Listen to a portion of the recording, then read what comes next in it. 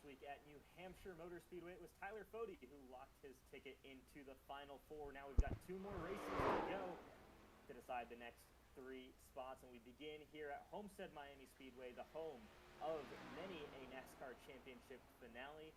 But tonight it is simply just an elimination round here in deciding that Final Four. My name is Rishav Khosla, joined in the booth by David Westergreen. Welcome, race fans. It's Pride Month, June, the first race here of June, and we've got just 3 more races to go in this 2021 JoinAPS Cup Series. So, David, talk to me. What are we looking forward to? What drivers are we looking at to make moves here tonight? And what can we expect with just 2 races to go before the Final Four championship showdown? Well, Rish, I think the point standings kind of speak for themselves a little bit. We want to look out for Josh Adams, Tyler Fody, and Gerald Campbell, kind of our top 3. Josh Adams looking really good after New Hampshire. Fody winning and locking himself into that final round. I think he's going to be out trying to grab a win. One of the final guys that I think we need to talk about today that's not on this chase grid and in this playoff picture, remember the top 4 make it into the final race, is R.C. Anderson. He's on the provisional pole right now, and it's been a little bit since R.C. was able to race with us. He's been racing in Indianapolis with the real-life guys over there at the Indy 500. And if RC can put it to him today, you know, that would be gratuitous after not being able to make it into that Indy 500. Yeah, it's been an exceptional, couple of weeks for RC Anderson. Obviously, getting a chance as a rookie to take part, in the Indianapolis 500 qualifiers. Of course, that small team wasn't quite able to get up to speed, but a lot of promise there shown. And RC, obviously, a big shout out to him, one of our guys here in the Elite Racing League, to be there. Fighting that car as it goes. And while qualifying finishes up, and it is, in fact, R.C. Anderson on the pole, and there's that front row. You can see there, R.C. Anderson over Josh Adams. Adams is going to be the man to watch out for. He's shown a lot of great pace all season long, your regular season champion. Of course, he's continuing that great-looking season as a whole, and that's continuing here at Homestead Miami Speedway. So look out for that 95 car. He's strong everywhere. Yeah, Josh Adams definitely one of the guys who we need to be looking out for. And then I'm also going to be ready to see whether or not Ethan Burrell can get back on track. You know, it's been a couple of weeks for Ethan, and he had stepped out of the playoffs, but he and Matthew Weeks here. Matthew Weeks is looking to punch his ticket to the final round. These guys are going to be dangerous, these Pro Edge Toyotas. Absolutely, yeah. Always look out for Pro Edge Toyotas, but look out for these guys as well. Ryan Gavel no longer in the Ryan Gavel, yeah, in the playoffs. In the picture, just down there in 8th position, but it's been a rough couple of weeks. He is going to have to hope for some pretty good luck. If not, he's not quite in a must-win situation, but yeah, look out for that number 1 car. And Colin Furr, nothing to lose in that 86 car. Tate Lytle filling in now in the 34 car tonight, so a different number again that we're used to seeing Tate in. But again, remember, the Texas race winner knows how to get it done here at Homestead Miami Speedway. Look out for that guy. And Tyler Fody, of course, your last week's race winner. Yeah, and even I want to, as we hit this final group, David Tooker, Jared Rexing, a couple of guys that need to race their way into that final round. Tyler Fody used the bumper last week on Josh Adams to pick up that championship berth. I still can't help but wonder whether or not Fody is going to receive some of that back at Phoenix. We'll have to look ahead, keep that in the back of our minds. For now, Josh Adams is definitely focused on winning this race, as we'll scroll through the rest of the field as they get ready to roll off pit road. Chad Frankenfield, one of those guys that needs a good run today. Absolutely, yeah. Chad Frankenfield starting there outside the top 10. Needs a good run. Right now sits all the way down in 9th position in that chase order, way back from the bubble. Johnny Thomas, Gerald Campbell. Gerald Campbell kind of had a really up and down day, I think. Found his way back in, especially when you consider how that first round of the chase went for that 31 car, winning his way in at the buzzer at Talladega. But now is in a very comfortable position to advance on. He just needs to continue to get strong results. Has to move up from that starting position. Cars begin to roll here, and as everybody gets ready to roll, we'll just roll through the last couple of rows here of the grid before we get going, and then get ready to get underway with racing. Yep, all the way back here. We got Zach T. Evans in RC. I think RC's car number. RC running the 33 otherwise this week, so good for him. And then our final driver tonight, Mark Robilas, starting 25th. Yes, sir. So the grid is set. Everybody's done their qualifying, so we know where guys stand on that one lap pace, but it's how are they going to be able to put this together over the course of a run? And we're going to find that out here just shortly. RC Anderson, we know how strong and dominant he can be, especially once he gets up front with that clean air. Will that be the narrative again today? Can he play spoiler for guys who are trying to win their way into the Final Four? We're going to find out here tonight because the FMX 200 Homestead Miami Speedway is underway, 134 laps, and RC Anderson will lead the field into turn 1. But can Matthew Weeks put his car on the inside there of Josh Adams and take away that line? What is the preferred line going to be here today? Do we have those grip strips up top that'll make that top line preferred, or are we going to see guys hugging the bottom? I think we're going to see a little bit of both, a little bit of top line, a little bit of bottom line. Car around. I think in the back, that might have been Marco Bilas in the 93, but I think he's back out on the racetrack. We see that car slowed down, not going to bring out a caution. Mark is hurting for sure. Looks like he spun to the inside. Everyone stays all right. It's 3 wide for second right now between Ethan Burrell, Ryan Gavel, and Jared Rexing. Now Tyler Fody on the inside as well. The only car safe among this group of chasers. Yeah, new look there for Ethan Burrell in that 37 running the Monster Energy scheme, something we typically see with David Tooker, but I think we saw another car out, and we do have a caution. Ooh, hard hitting the inside wall. Kendall Noah Player and Dustin Dewar. Oh, man.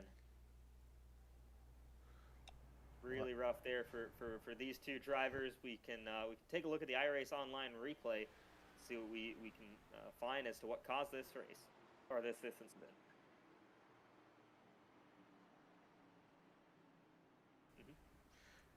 Yeah, so let's hit the iRace Online replay and take a look at Dusty and Kendall here. Colin Fern started way in the back, it looks like, so he was having to deal with a number of cars back there. It looks like Dusty just loses it hard into Fern and then bounces off, I think, the right side of Kendall Noah Player, and you hear him hit the inside wall a ton. Yeah, not a great situation there. Unfortunately for Kendall Noah Player and Dustin Dewar, both of them have a long night in front of them now. Yeah, that sounds better. And good, yeah, just right there, just gets Kendall a little bit off sequence, and he hits the inside wall hard. It's going to be probably a blown motor. Let's see the black smoke trailing out of it for Kendall Noah Player. He might be done for the night. Yeah, really unfortunate there for Kendall, and yeah, that again, really unfortunate there to have that black smoke. I know he's had a lot of bad luck this season. In terms of pit road, any names of note here coming down? Colin Fern is the one of the guys I see coming down. Hank Steinmiller, I think, also visiting pit road, but nobody currently running up top has made their way down to pit road. Something else to note, Matthew Weeks did, in fact, get past Josh Adams for that second position, so he'll be starting alongside on that front row. Then you've got Josh Adams, Ethan Burrell, Tyler Fody, your top 5 there. Jared Rexing, one of our chasers. Ryan Gavel, one of our chasers as well. Chad Frankenfield, there's what your top 10 looks like right now after that first couple of laps there under green.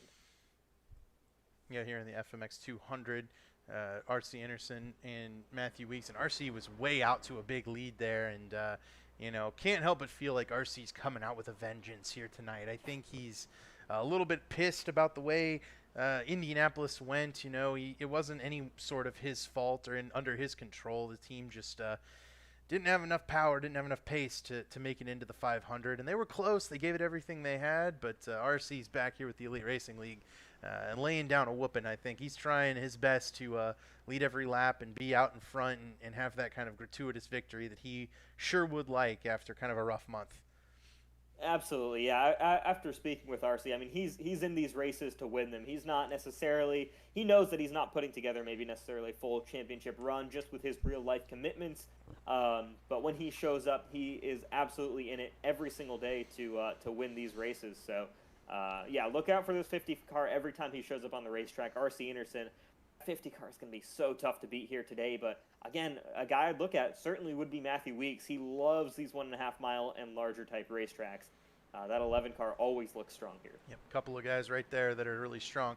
Right before we had the caution, I know you were asking about the preferred line. I think we're going to see these guys all over the racetrack. The bottom was dominant in the Xfinity car, even with the top grip strip. But I think eventually as the tires wear, we're going to see guys make their way to the top and try to run that wall I think there's going to be a little bit of both, a lot of side-by-side action. I think early in the run, though, guys are going to prefer to hug the bottom, and that's what we saw RC doing. He was on the bottom in that first groove, maybe up one seam, but we'll see what he does here on this restart coming from the top side.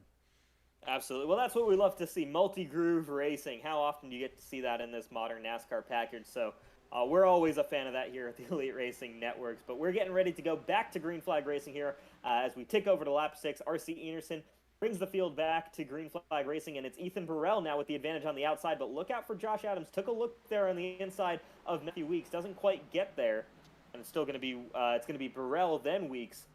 Following RC Enerson. So look out for Ethan Burrell as well. Again, not in this chase picture, kind of a guy with nothing to lose. We saw how close he was to victory when we were in New Hampshire. 37 cars, putting things together. He's finding things out. He's always had it together, just hasn't quite gotten that win. And I think every single week we see these great runs from Ethan. We're hoping up here in the booth, especially, that he's able to pull it off one of these days. Yeah, Ethan's the kind of guy who he's running his Erska scheme in the Elite Cup Series this week. He runs Erska on Monday nights. I think he's behind in the championship by 14. So Ethan running a great. As we're going to have another caution, it looks like. Nope. Alec Balvan's end looked like Zach Evans got into it there, and yeah, there you go. So both of them, thankfully, those cars don't look too badly damaged. So it might have just been a little bit of contact. We'll take a look at the iRace Online replay here just quickly and see. But, yeah, some issues there going on in the back of the field. Thankfully, though, it doesn't bring out the caution for the second time this race. I think that this one might be a little bit of help on the back of this 5 car. Yep, right there. Andrew Rucker just drives it in and bounces off of Alec Balvan's. So far, no harm, no foul. Zach Evans just an innocent bystander. Back to live racing now. Back up front. Yeah, back up front here you see Josh Adams under pressure from Jared Rexing. We saw how dominant Rexing was at New Hampshire. A very different type of racetrack here, but this 10 car still looking just as strong as he did there. Right now running in the 5th position. We'll see if he's able to kind of work his way forward as RC's kind of pulling away from the rest of this field a little bit further up the field. Right now it is just RC Enerson and Matthew Weeks up front with Ethan Burrell right now holding back this this charging pack of Josh Adams, Jared Rexing, and now Ryan Gavel, who moves up to the 6th position. Yep, there's Gavel here, and Fody and Chad side by side for that 7th spot. Couple of guys looking to maybe work their way up to the front of this field. Fody for different reasons than Chad. Chad absolutely must win probably one of these next 2 races if he wants to make it into the final round. Of course, next week is coming up at Atlanta. That would probably be Chad's bread and butter track, the one he won the championship on last season. Yeah, Chad's looking for a great result after a 29th place finish last week at New Hampshire. Things did not go very well for that 15 car. He's hoping that these 1.5 mile tracks, typical maybe more cookie cutter racetracks, will suit him a lot better.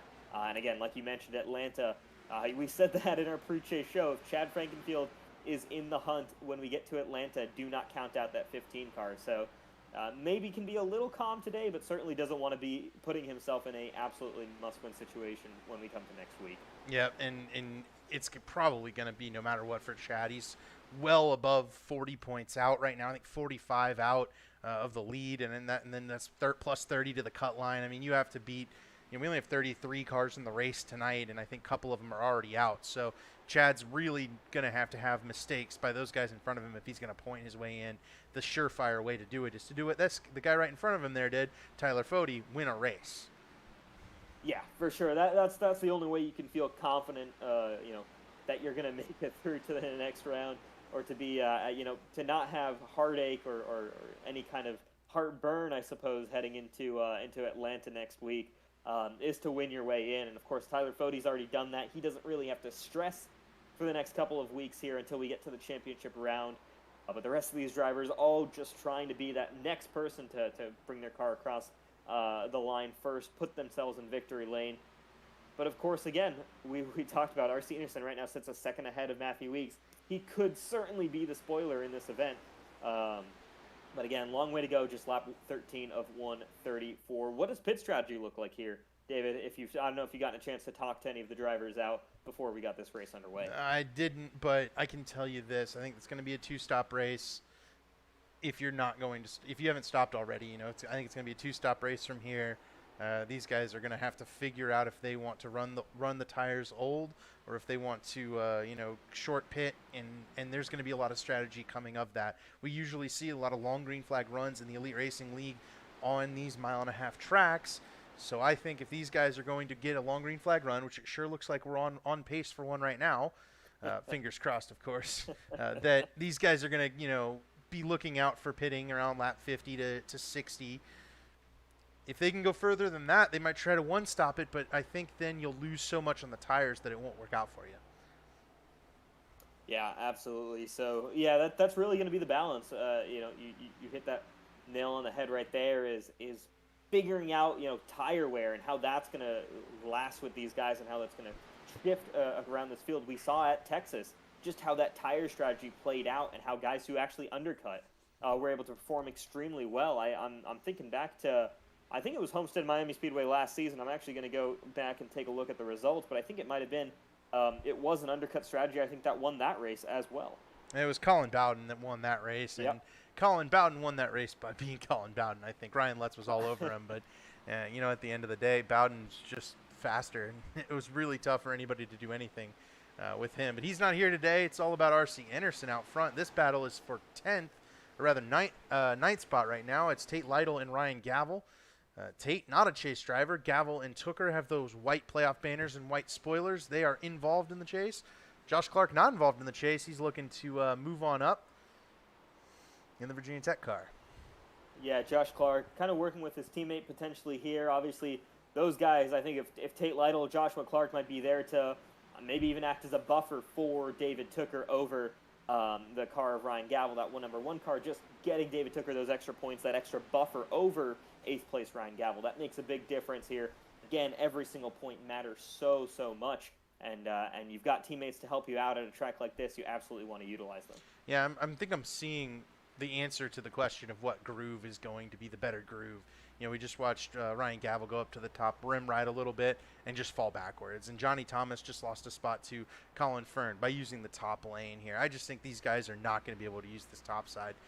They're trying, right? They're all up there trying, but you saw Gerald Campbell pulled out a pretty big gap on Fern and Thomas there, and he's running down Ryan Gavel here. So I feel like the bottom lane is the way to go. These guys just can't get enough grip up top right now, and maybe the top will come in as the tires age. But right now, the bottom is the place to be. Yeah, absolutely looks like it, and we're seeing here, what that's going to turn into as this race goes on. I am curious because I don't know if we get a visual cue for the grip strips up top, but certainly doesn't quite look like it. But I mean, you can run up there.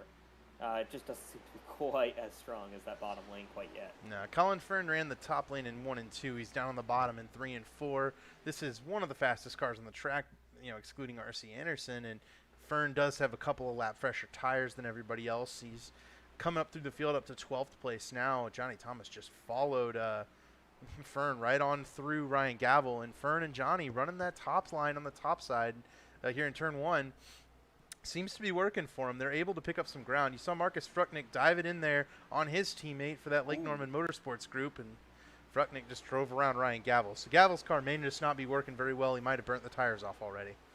Yeah, I was going to say Marcus Frucknick, when he showed up to Cup Series races, has been very, very impressive in that number 13 car. We haven't seen him. He hasn't been a full season entry. He obviously doesn't have a charter to race for the championship there, but has been very impressive without a doubt in terms of the pace he showed over the course of a race. And yeah, always look out for that 13 car. He is moving forward right now, looking to make the move here on Johnny Thomas, as Thomas runs that top lane, and Frucknick almost clears himself in front of Thomas. That could have been bad if that was any closer. 13 car got very loose there, and we're seeing the power of that top side. Maybe it even is coming in a little bit with guys like Johnny Thomas running it. Marcus just gets such a good run into the corner. He's able to slide up with this 550 horsepower Cup Series package. Johnny just not enough horsepower to run it off the top and gain any ground on Marcus there. And I'm looking forward to that 2022 or 2021 B schedule when these cars are running the new Cup Series car with the rear diffuser. That should provide, I think, a little bit more action when it comes to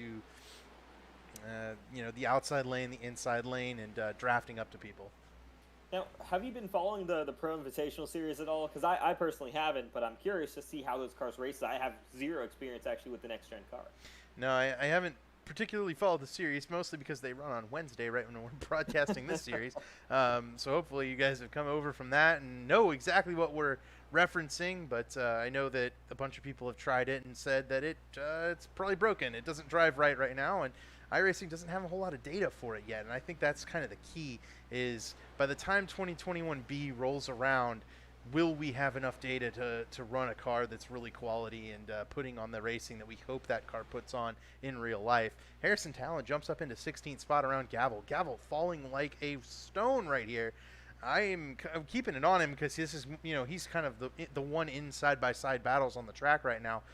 But my goodness, this has been a shocking fall for one of our chase contenders who really needs a win.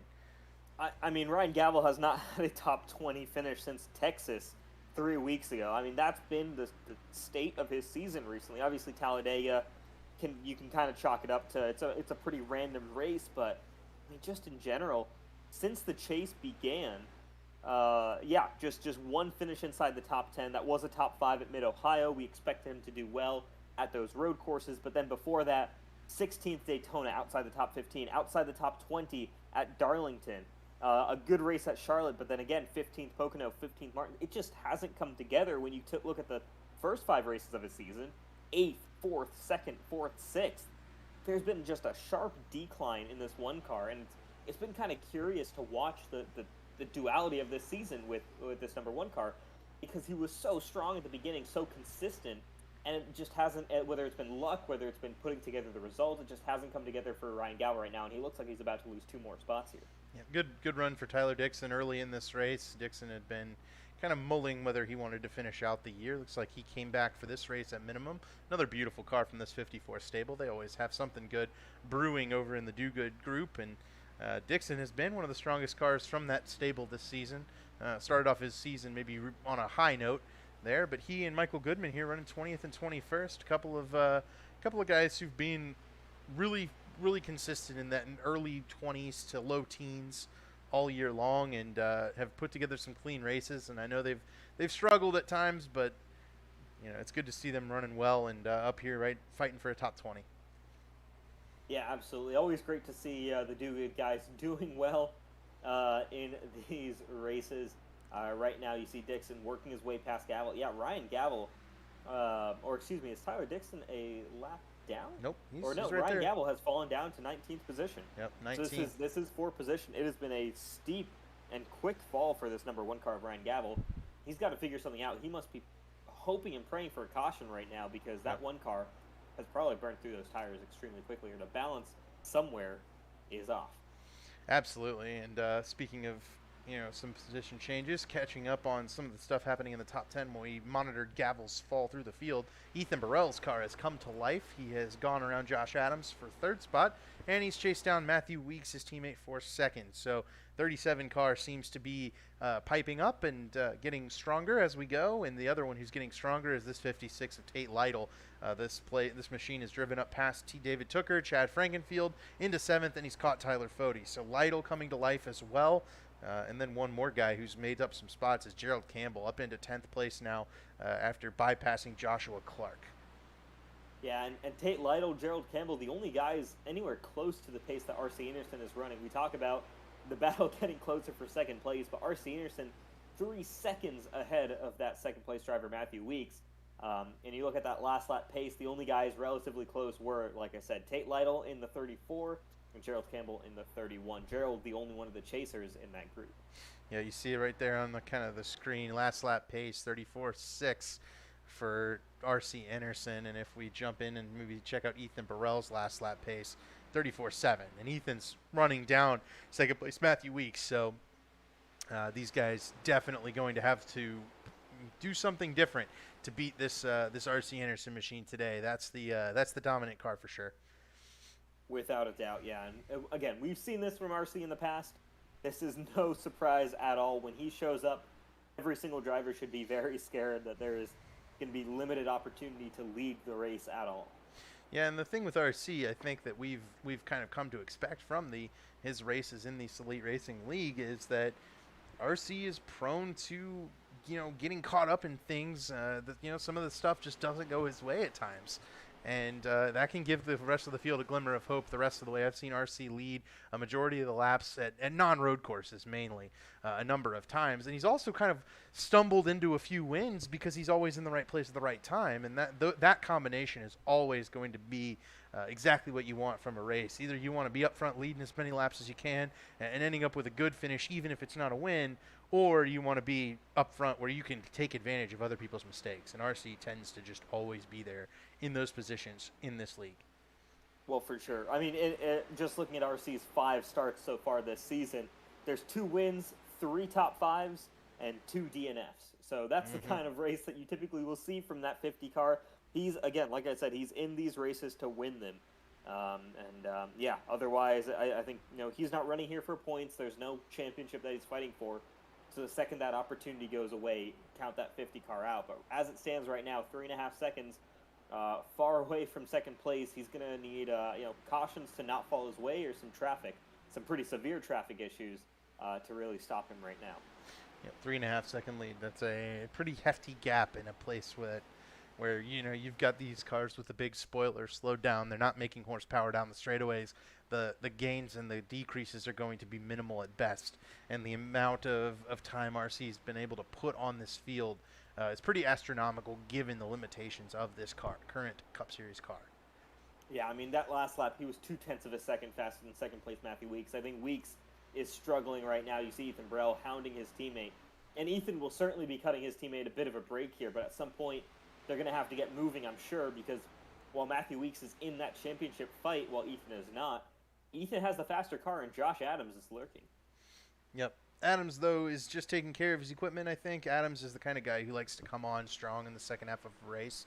We saw that last week in New Hampshire. Adams was kind of just mulling about the top 10 early in the race. In fact, self-proclaimed that it was his worst track ever was New Hampshire. Then he went and led the entire second half of the race and nearly won the thing leading into turn 3 before Tyler Fode took the bumper and moved him out of the way in a very classic bump and run finish, and legitimately one of my favorite finishes I've ever seen in the Elite Racing League. I mean, I think of the last 2 races so far, we have had Gerald Campbell with a just absolute monster last lap where he drafted past Colin Bowden and using the help of Zishan Dura and took home the victory in a must-win situation. And then we had Tyler Fode using the bumper to get it locked into the championship race. I mean, 2 absolute classic finishes in those last couple of races. We were almost due for a race where somebody like this guy out here, R.C. Anderson, just kind of puts a whooping on the field. Yeah, absolutely. You sometimes get those, and so far it seems to be what we're getting tonight, though. Again, a long way to go here as we're just lap 36 of 134. I'm wondering if Ethan Burrell can do anything with Matthew Weeks. He's been hounding him a little bit, and if anything, it's pressuring Weeks and making him drive a little bit defensively. He's certainly not in fact, they're losing a lot of time to RC now. I mean, he's kicked up the lead about a second in the last 7 laps. So whatever they're doing here, it's really not working, and not sure if Weeks is just trying not to pass or what's going on there, but that's a tough spot to be in for those Pro Edge cars as Jared Rexing and Tyler Fode go side by side for 5th, and I think that's going to be towards what is now the championship favorite, as he's the only one locked into the Final 4 race. Yeah, I mean, we talk. It is funny how we still end up in the same situation despite the issues that Tyler Fode had early on in this season. He still comes into this Final 4 as one of our favorites, the championship favorite. You can never ever count out that 40 car. He just always seems to get the job done when it comes down to it. So yeah, I mean, you've got yourself locked in. He doesn't have to be concerned for the next couple of weeks. He can spend 2 weeks practicing for Phoenix in theory, while everybody else is practicing for Homestead, practicing for Atlanta. He can spend his entire time just tuning his car, making sure he is perfectly ready for that championship 4 race. But I mean, we know how these 1 mile racetracks can sometimes, these races can play out, and man, it can be so unpredictable that no matter how well you prepare, it could very well just be, a bit of a shootout there as it comes down to it in the championship race. Well, the championship race is at Phoenix, and if the performance of the Elite Racing League at the mile tracks this season is any indication, we are in for a wild one for the championship 4. New Hampshire was wild. Milwaukee was exceptionally wild to the point of maybe even being a pretty bad race. I'm anticipating a little bit more chaos, maybe a little bit less chaos early in the championship race, but when it comes down to the end, I think we're going to get even more chaos because Phoenix is kind of known for causing that second half ramp up where people are trying to take the dog leg and use the apron in turn 3. I just anticipate these guys going a little crazy. Well, like you said, in the 2 mile, 1 mile racetracks that we've visited so far this season, we've averaged 17 and a half cautions in those races, and they haven't been particularly long races either. 154 laps at Milwaukee, 155 at New Hampshire. So not too long races, but a lot of caution laps were run there. So certainly the potential for that at Phoenix. But as things stands right now, we've got a nice green flag run underway here at Homestead Miami Speedway. The top 10 have still yet to come down pit road. Lap 41, though. So we've probably still got about 20, 25 laps here before we see guys starting to come down pit road. You say that, but we do have someone who's come down pit road, and here he is right here. Ryan Gavel was the first one to make a journey to the pits, and the tires were absolutely burned up on this number 1 car, obviously. If he had to pit already here at lap 40, he is currently flying through the field, running laps much faster than the leaders, but those tires will go away for Ryan Gavel, so this advantage, he can enjoy it while it lasts, but once the rest of the field pits around him, he's going to need probably some extra help. Maybe a caution or something after the field is pitted to get him caught back up with the leaders on the cycle. Yeah, this isn't a great position right now for Ryan Gavel. He's working his way back up through the order right now, unlapping himself from 9th and 8th place, Chad Frankenfield and Gerald Campbell. But yeah, I mean, this early in the race to be running down that, 1 lap down because you had to pit early, it's not a great position to be in here. You're certainly at risk for the next probably 10, 15 laps here until he gets himself back past R.C. Enerson. And then even then, you're then sitting on worn tires already. You can't make up that ground as well as you could before. So it's tough because Ryan Gavel kind of had to put himself in that position anyways because he burned through those tires so early on in the stint. But now being off cycle, I think his best bet is unlap himself and then come down pit road when a caution comes out, or just pray for a caution to come out after he unlaps himself. But Chad Frankenfield making that call as well to follow Gavel down. We'll see how this works out for the 15 car. We saw the undercut work for him before and help him move up a number of positions at Texas to be very competitive at the end there. So we'll take a look and see. The undercut certainly works at these larger racetracks. There's his Rich Marflorist Racing teammate, R.C. Anderson, flashing by to put him 1 lap down. And more guys are starting to come down pit road. Now here comes Tate Lytle in the 34 car / 56 car, obviously, heading down pit road. I think we're seeing some other guys, maybe Josh Personette, also heading down pit road as well. So looks like the pit cycle has started. Ryan Gavel may be kicking it off, but I don't think that was his intention to start this race, because you don't want to be kind of short pitting defensively. You want to be short pitting offensively to try to pick up ground and make up positions. I don't think it's going to work out for Ryan Gavel in that sense, but it might work out for Chad Frankenfield. But Chad is like a half straightaway behind Gavel already. So, a lot of ground can be made up by this short pit strategy. It's certainly a viable one, I think, because Gavel is ahead of Lytle and Frankenfield at this point. And if guys are pitting here at lap 40, I mean, that's a two pit stop race, almost maybe even a 3 pit stop race if you're counting. I think these guys are going to try to pit now and then maybe lap 85 or 90, and then try to ride it out the rest of the way, maybe anticipating some late cautions. Yeah, absolutely. We know that Gavel will have that instantaneous advantage. The question is how quickly are Tate Lytle and Chad Frankenfield going to chase down that number 1 car. And this is interesting because we'll see a little bit of difference there as Marcus Frucknicht brings that number 13 down pit road. Josh Clark also. Clark. Yep. No number on that Virginia Tech car, I'm noticing. So a little bit of a different scheme. Almost misses his pit box, and I think he does. That's a disaster on green flag pit stops. Every second you take to get into your box that you don't make it in is a second on the racetrack. Those guys drive around you.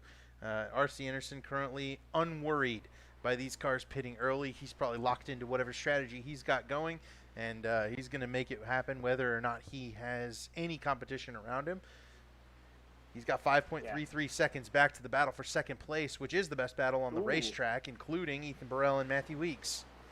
Here we go. Burrell now looking to the inside of his teammate Matthew Weeks. Can he get his nose in there? It looks like he might have tried down the back straightaway, but then that outside lane can typically prevail. And, of course, another 2 wide right behind, as that's, I think, Ryan Gavaldo unlapping himself from Tyler Fody, and it is, or attempting to unlap himself. There you see the pace of that one car, but look at how he's gotten caught up in traffic and how much that pace has dropped. On that last lap, Ryan Gavel was just 0.5 of a second faster than our leader, R.C. Enerson. So this strategy is great in the first 5 to 10 laps that you're running here.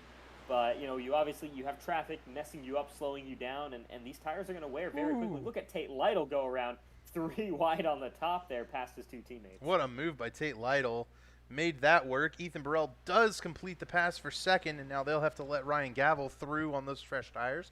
Fody took 4th away from Josh Adams. Adams obviously not too worried about the maybe necessary payback.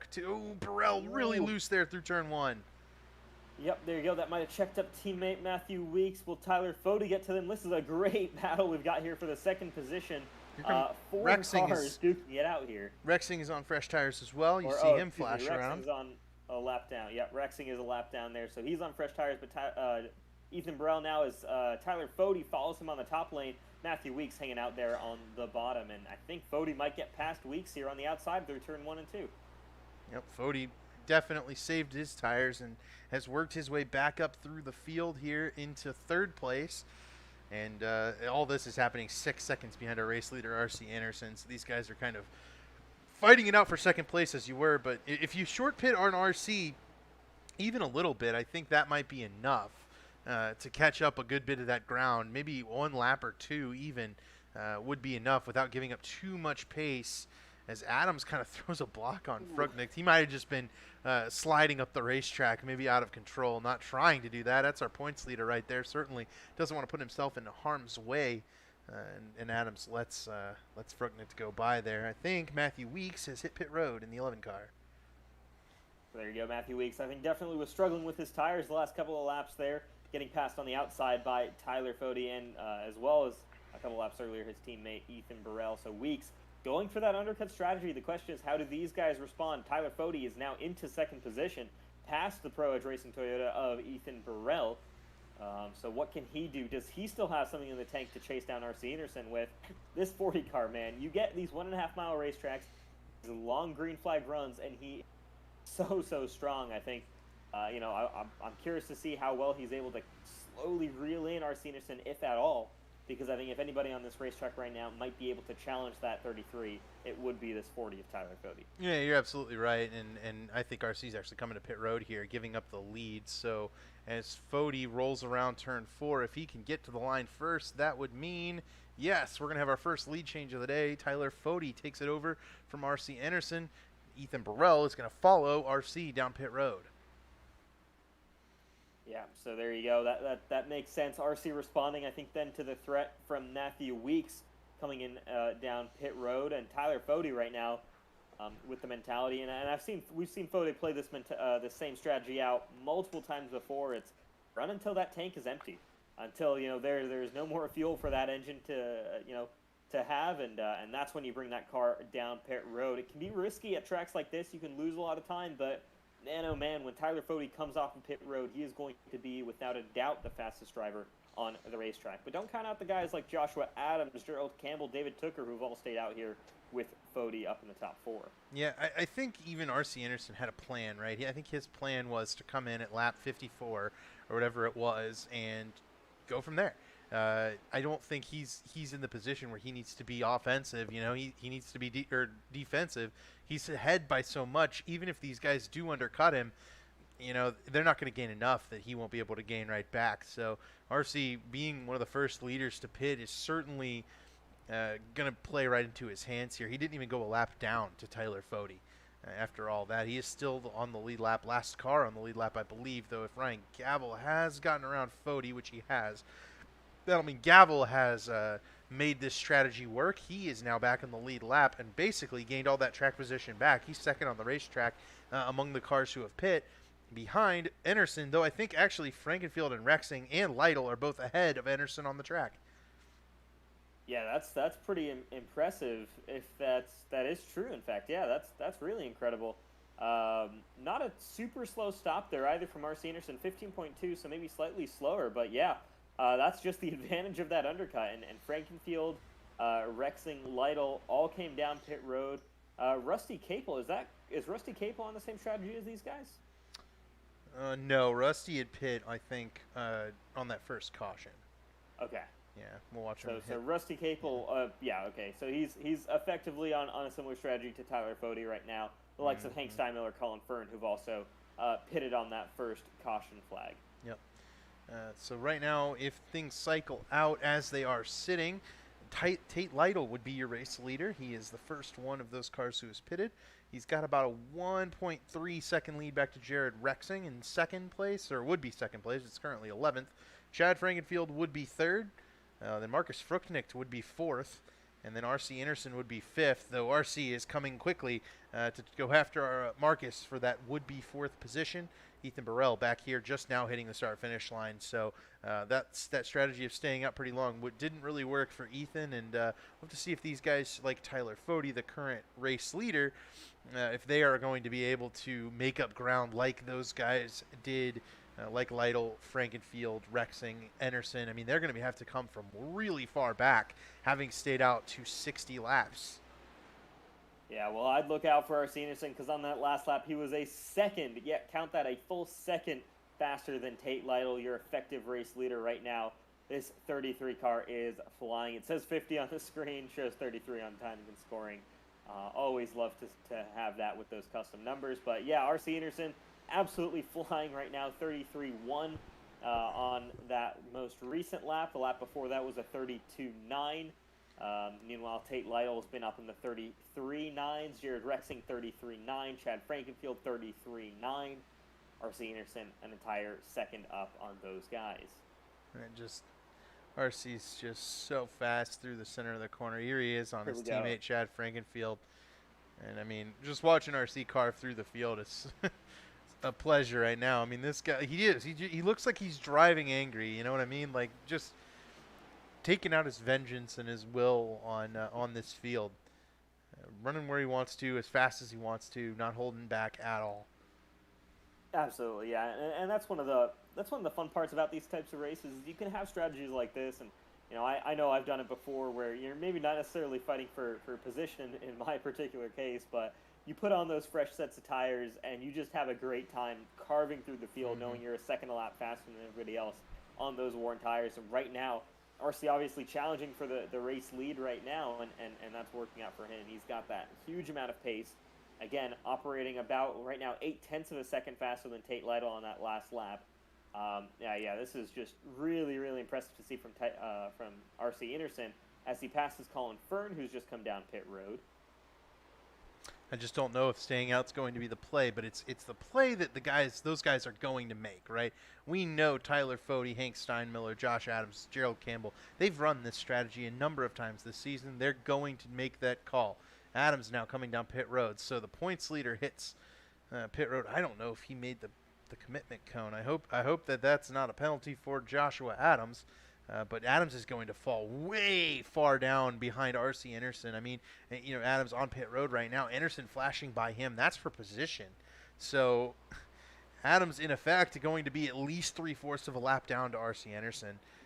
That's not where you want to be, and we'll have to see what kind of damage that does to Adams' running order. It seems like short pitting might be the play. It just depends on if these guys can extend it out to where they have to take one less pit stop as opposed to the rest of these leaders who might have to take two more. Yeah, I mean, we're getting close. I mean, we are very close to this being a one-stop race for Tyler Fode. I don't know if he's pulled out that fuel stint quite so much, but he's only 15 seconds ahead of RC. Second stint here. It's tough to see that 40 car hanging on to that lead. He does come down pit road, so not quite going to be able to make it to the halfway point in this race. He might have. Yep. That was pretty hot entering pit road too. You saw the tires slide there. I wouldn't want to ask if Fode got busted for speeding right there. We'll have to see if he has to serve a penalty. Yeah, well, the thing now, if you're Tyler Fode, if you're Josh Adams, is you are now hoping this race stays green for this entire tire stint here, because you need to utilize all of those tires to catch back up to that position, that all that time that you lost by staying out. So they're hoping that this entire stint stays green. Maybe when other guys come down pit road, that's when you'd hope it goes yellow again. But you're running off strategy right now. As it stands right now, if it goes yellow, Tyler Fode might be sitting either the last car on the lead lap or maybe even going one lap down. He is going to go one lap down to Gerald Campbell. He will not go down to R.C. Anderson, I don't believe. So I think Fode will be safe, but not if the – actually, no, yeah, he's going to be safe 100% for now. And So he's come off ahead of enough, Josh Adams, too. Yeah, I was going to say, interestingly enough, Josh Adams, as you see there, Gerald Campbell very slow on the bottom of the race. Got to be pitting. He run his car out of fuel, or is that just coming down pit road? I think he's just heading to the pits. So Gerald gives up the lead, and that'll drop the lead off to Hank Steinmiller. 63 car running the Dale Jr. paint scheme. Thought he was going to get another one today. I may not have trading paints fully loaded the right way. We'll see. I'm pretty sure it was, though. Well, but no, Hank no only 3 seconds ahead of R.C. Anderson. He's going to need to pit real soon. Yeah, how many laps on this stint has Hank run? If we can check that.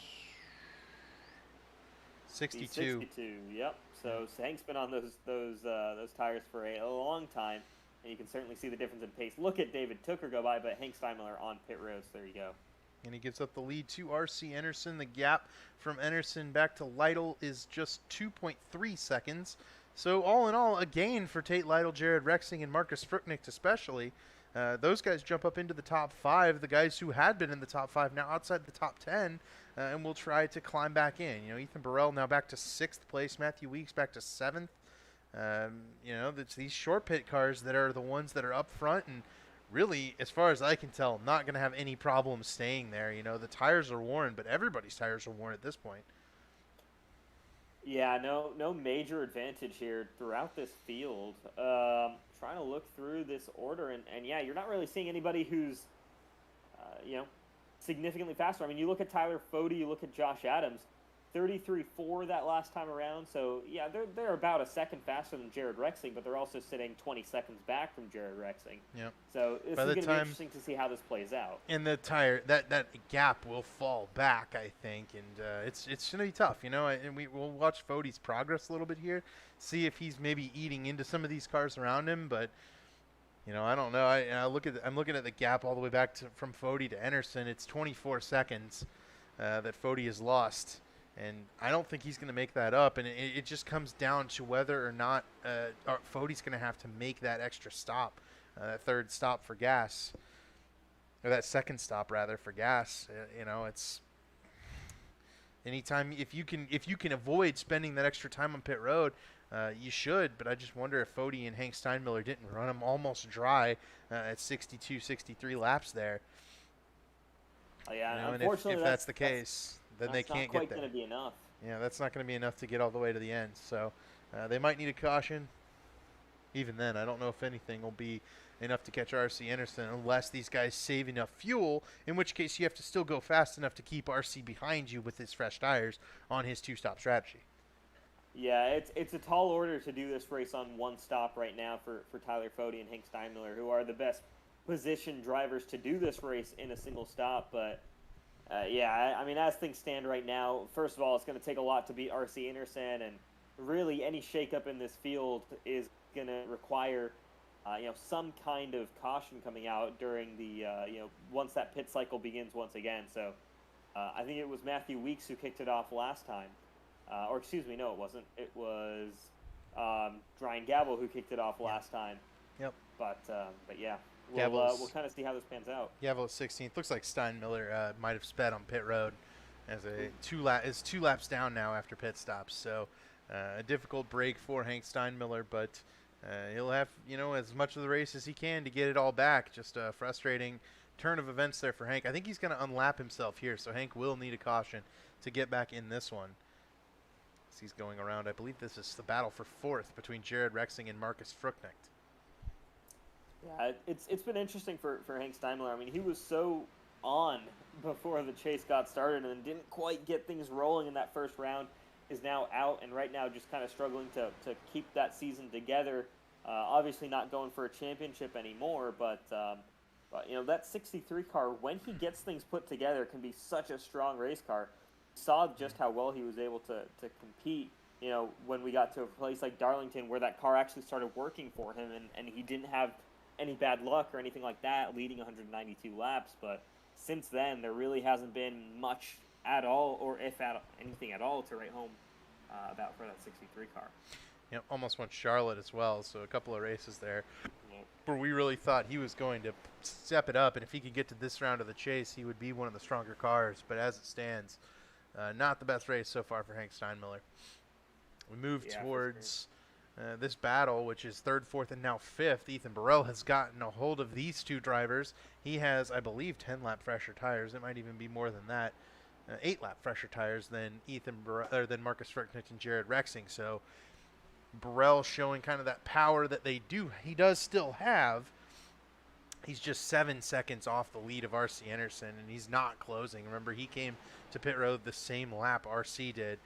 So Ethan stuck in the traffic a little more than RC, and not able to close whatsoever with the pit stop cycle. He's certainly pretty far off of where that 50/33 car is. Yeah, Ethan Burrell does make that pass for third position, which, again, this would be a great run right now for this 37 car, potentially even contending with teammate Tate Lytle for the lead if RC Anderson were not in this race. And, yeah, man, oh, man, that's tough, again, as a competitor. And you know, look, RC's a fantastic person to have in the league because he forces, you know, we said this with you know, with Colin Bowden last season. He forces drivers to up their game.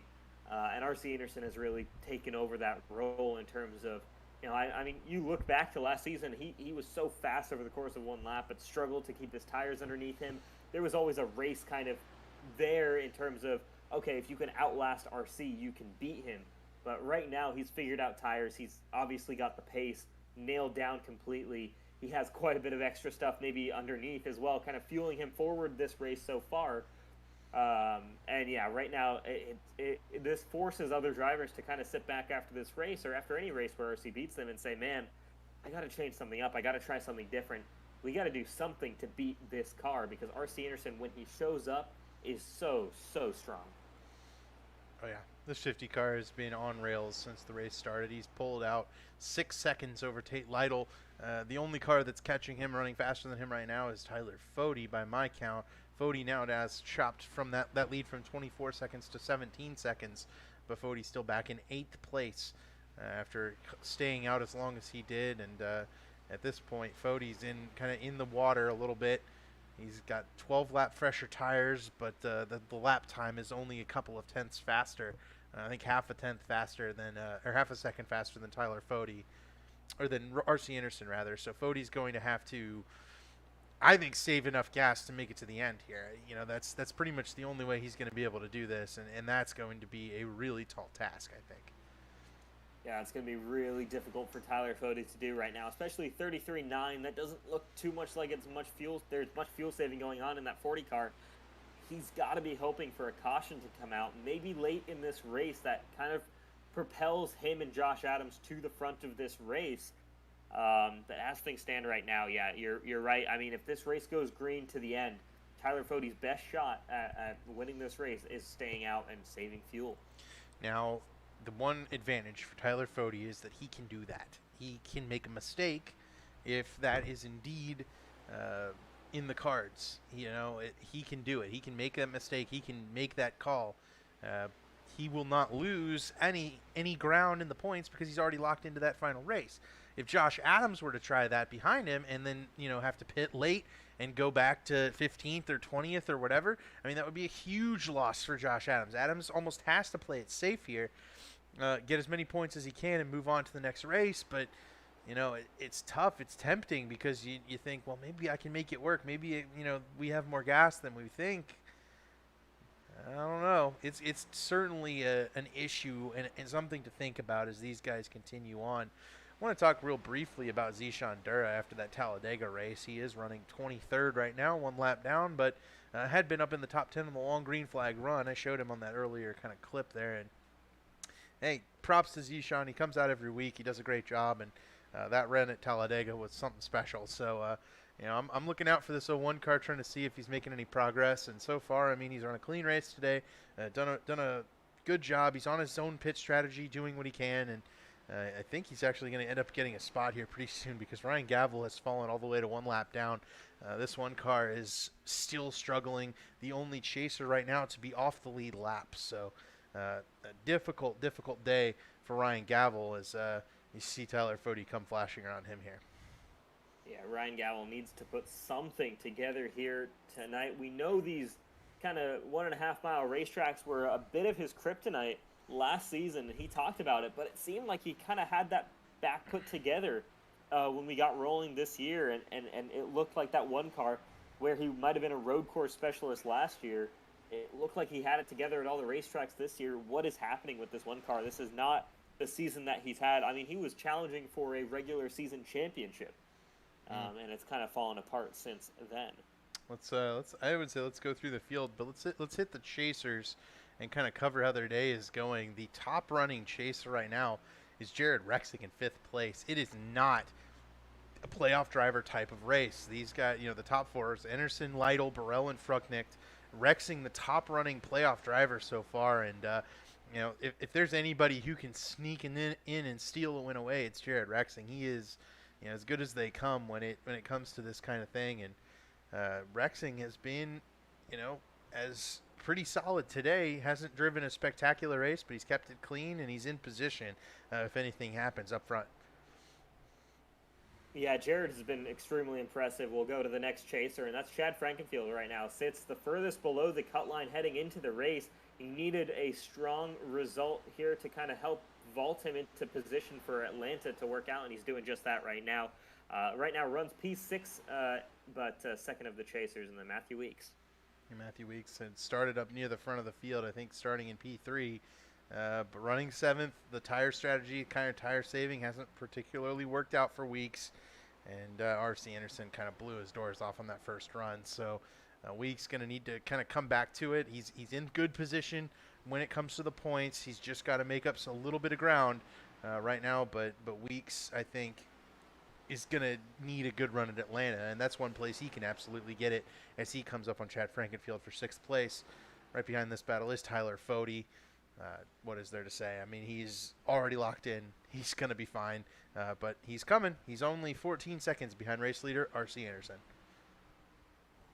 Yeah, Josh Adams, we were just talking about before. He is your current points leader. He's in the second most comfortable position after that 40 car of Tyler Fode, but right now he's in a little bit of an uncomfortable position, something he's maybe not used to, because he's running that alternate strategy like Tyler Fode is, and while Fode has nothing to lose, Adams has a lot to lose in terms of the points buffer to the cut line. So keep an eye on this 95 car in his finishing position, because right now he's probably okay. We'll lose some points to that cut line, but if yellows don't go his way or the race doesn't quite go his way, the strategy falls away from him, we could be looking at our regular season championship champion, looking from the outside in to this final 4. Tyler, Ryan Gavel is on pit road, but here's Gerald Campbell, another one of our chasers, and after winning at Talladega to get into this round, Gerald backed it up last week with a good run. He's in good position now, just needs to bring home a good win. As we see Gavel coming off pit road there, he'll go flying around Gerald. Gerald running 12th. I do hope that Gerald can kind of get back to it, but he did pick up a lap lead in all the chaos of the green flag pit stops, and that might be important if the gap ends up small like it has in the past for that final spot. The next chaser that is really struggling on this run is David Tooker. Tooker did not, I think, have a good pit stop. He's nearly a lap down. It's probably run the tires off of this car trying to get it back into position. Had been running in the top 10 early in this race, but has struggled since, and he's almost about to go a lap down here. So David Tooker not having the kind of run he needs, and he'll need a strong run next week in Atlanta in order to lock himself into that final race. Yeah, that's definitely not the run that David Tooker needed, but talking about runs that you don't need, we've talked about a couple of times here tonight. Ryan Gavel, man, This is this race right now is falling away from this one car. He had good pace in qualifying, qualified 5th position, but hasn't been able to keep the tires underneath him. Has had to push hard, and you can see they're even on these fresh tires loose off of turn number 2. He's probably burning away those rear tires. It becomes just too much of a handful to deal with, and Ryan Gavel sitting in 26th position, 2 laps down from leader R.C. Enerson. We have a couple of takers to pit road. Chad Frankenfield's been on and off of pit road. And now I believe the other one that's been on and off pit road is, here he comes, is Jared Rexing. So the short pit strategy has come to effect once again. Guys are going to give it, they're all here on these first couple of laps. That's when you make up the most time. Rexing now trying to get in there. And by the way, that we did, while we were covering those chasers, we did have a battle for second, and that one's gone. Ethan Burrell goes flying around. Tate Lytle, he'll pick up second spot, but he is 8.5 seconds behind R.C. Enerson. And Lytle is on pit road trying to pick up all that ground that he's kind of lost over the course of this last run. Tate Lytle hard on the brakes there, locks them up getting into his box, but seems to be all right there, continuing to move on. So we'll keep an eye. Tate Lytle really strong at these types of racetracks. We saw obviously victorious at Texas just a couple of weeks ago, but to be victorious here tonight, you're going to have to beat this 50 car of R.C. Enerson. I mean, that's going to take a lot of hard work. The interesting thing, though, is R.C. has not quite lapped David Tooker yet. Yep. So not sure if that's R.C. maybe just lifting off a little bit, or if the pace is kind of just balanced out where he can't quite reach David Tooker. Tooker was slower by about 1/10 of a second on that last lap there, but yeah, here we go. Never mind. R.C. now so fast through 3 and 4 compared to that 19, and David Tooker now goes 1 lap down. I think Tooker bobbled a little bit, might have slid just through that corner a little, got a little bit loose. This 19 car looks evil right now, just does not want to get the throttle down. Seems like he's about to wreck off of every corner. If I'm Ethan Burrell, by the way, I'm pitting now. Like, I need to get in there and get as many of these 8 seconds up as I can. But Ethan's just content to stay out there and ride in this monster car. You see how far back he is from from R.C. Enerson. Just kind of a questionable strategy to stay on with RC. We'll have to ask Ethan about it if we do. Here comes Ethan, though. He heard me. He heard me from afar. He is going really fast entering pit road, though. Don't know if that 37 car is going to get popped for speeding. Yeah, that was very fast coming down onto pit road. We'll take a look and see if he's all right as things roll. But, yeah, he'll lose position to Tyler Fode, Josh Adams, Matthew Weeks. But the crucial question is going to be is how does R.C. Enerson now respond? He's coming over from a 8-second lead. He stays out for another lap here, doesn't come down pit road to respond to Ethan Burrell. So not quite threatened again. I think R.C. very much is operating at a single number and saying, hey, look, this is the number I'm going to take my car to. This is when I'm going to come and pit. People aren't going to try and coax me down pit road with any kind of different strategies. I know my strategy. I think I know what's fastest around this racetrack, and I'm going to stick with it. RC pitted at lap 54 last time through. That would mean 108, I believe, would be his number if he were to stay out here. So I think RC might have decided against it, and he's heading to pit road early. Yeah, and that probably makes sense there because, you're not going to run that full 54 laps for 3 stints there. So instead, you're talking more along the lines of 40 or so laps, right? Yeah, 38 laps from now until the end of the race. That's breaking up this next or these last 2 stints a little bit more evenly, or at least shortening them down as you continue to go along. Yep, so RC sticking to his numbers, sticking to his strategy. Ethan Burrell goes flying around the new race leader, Tyler Fode, to unlap himself. So that was an important move right there from Burrell. And right now the top car on fresh tires, it's going to be, is it going to be R.C. Enerson anyway? Let's see if Jared Rexing can get around R.C. even for just a little bit. Rexing is currently the top car on fresh tires. But R.C. coming off pit road, it's going to be a battle between these two. This is all the ground made up by Jared Rexing, and he'll see the 50 car and he'll see it drive away from it entering turn 3. It's just that close. Rexing has been out there on fresh tires for, looks like, 7 laps, and he got that close to R.C. Enerson from, half a straightaway behind, if not more. Just unable. The question, unable the to question stay for with Jared him. is going to be, now how much time does he lose to RC with that 7 laps difference? And It'll probably end up being significant. David Tooker really needs to bring that 19 car down pit road because that car is struggling so badly. He's just gotten passed by guys who have run an extra pit stop than him, so he's an entire pit stop cycle behind R.C. Anderson, Jared Rexing. Not quite what David Tooker was looking for here tonight. Tyler Fode, though, up front, doing the exact same thing he was doing on that last stint, and that's keeping that car out there for as long as possible. Oh, So maybe not. I think he's going to, no, maybe not. He is going to bring it down pit road. It looks like everyone's out here to prove me wrong on the racetrack. Yep. So Fode goes ahead and pits. That turns the lead over to Josh Adams. He'll pick up a crucial bonus point for leading a lap. And with that, that's an interesting move there. Fode kind of caving to the short pit strategy a little bit. That was only 38 laps on that set of tires for Tyler Fode. So a 62 lap run, then a 38 lap run, then a 34 lap run for Fode here at the end of this race, and he's already been passed by R.C. Anderson. Just the strategy's just gone all wrong for this 40 car tonight. Yeah, it hasn't quite worked. Again, kudos to Josh Adams, who's now sticking with it, because that's a bold call here for that 95 car. Again, a lot to lose in terms of points advantage over the rest of the chase field. And as things stand, Josh Adams right now, if he were to come down pit road, yeah, he'd be in a little bit of trouble, I think. He's only sitting 15 seconds clear of R.C. Anderson, so he'd be on the lead lap, but you know, he'd be some ways down from our leader and would lose quite a bit of track position and points as well. Yeah, so I wanted to hit this race summary. We've had that one caution, and it was early in the race on lap number 1. So these guys have run nearly 100 laps consecutively under green. This is where I think the kind of some mental toughness starts to kick in. You really have to be strong the rest of the way in this race, not make any mistakes. You can ruin your day with one simple issue entering pit road. A lot of these guys have finished up without said issue, but you bounce off a lapped car, you change your lane too quick abruptly in front of one of these cars with fresh tires, and you can end everyone's day and change the race on a dime. So that's what Tyler Fode's kind of hoping doesn't happen right now. I think he wants it to cycle out because he'll end up in nicely into the top 10 if he does. But Josh Adams, he wants some of these guys to make a mistake. You know, that's what he needs at this point. You do want to be on the attack at the end of the race, but Adams is going to be so far behind R.C. Anderson. Anderson is up to 4th place right now, just 11 seconds behind Adams, already 4 seconds ahead of Rexing. Just a masterful performance by R.C. Anderson.